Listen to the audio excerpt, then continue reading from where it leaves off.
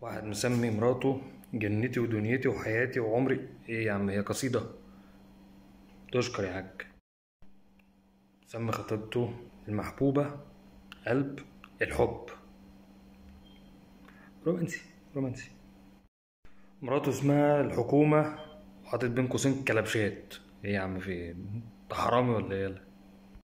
اسم مراتي سجين الجزء العاشر. يا لا اله الا الله، ده غم يلا يخرب بيتك، ده رعب، انت عايش في بيت رعب يلا. اللي ما يعرفش سجين يا جماعه، سجين ده فيلم تركي رعب سحر، كل حاجه ما تخاف منها موجود فيه. هو الراجل عايش اقصى العذاب. ربنا يعينك يا ابني. واحد مسمي خطيبته الصغنن وحاطط كتكوت. يا رقيق. مسمي مراته حنان محشي. حنان محشي دي يعني عشان تخينه مثلا، ولا عشان وبعدين يعني دي فضيحه يا ابني كده، ولا عشان هي بتاكل كتير، ولا إيه؟ بتعمل لك المحشي. عايزين نفهم يعني. ام العيال. يعني ام العيال ماشي. حلو، ده في نطاق الادب والاحترام. حلو.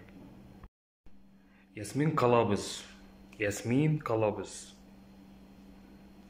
اديك انت ادرى. واحده مسميها خطيبها سالم لبوسه. لبوسه. لا اله الا الله، ايه يعني؟ عشان لو صيدلي يبقى البوسه خلاص.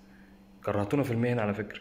ايه البوسه دي؟ عندك مرهم، عندك حقنه، عندك مرهم حياتي، فيزلين عمري، الكلام ده. كاتبه خطيبها ماي وورلد. بعد كده ماي جهنم، ماي اعوذ بالله، واخد بالك، ماي قرف. ماشي.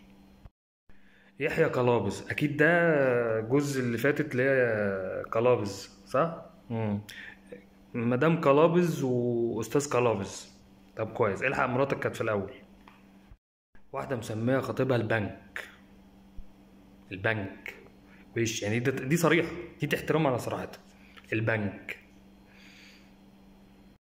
واحده مسميه خطيبها ابو لهب اللي ملبسني الدهب. عرفتها. عرفتها مين دي.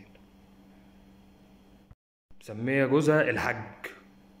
ايه يا حاج، انت بقيت بركه في البيت ولا ايه؟ ما يبقى عنده 30 سنه واسمه الحاج، يبقى ايه يا حاج؟ ما تشوف حاجه يا حاج.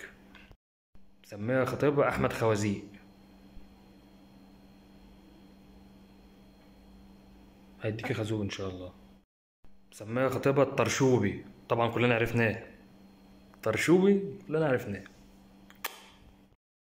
مسميه خطيبها حسنين الغالي اللي معلي احساسي فوق في العلالي. ده موضوع تعبير. انت كده موضوع تعبير، انت مش مسمياه، ده واخده التليفون كله، ده لما بيرن ده ما التليفون بيهنج. مش هينفع كده يا جماعه.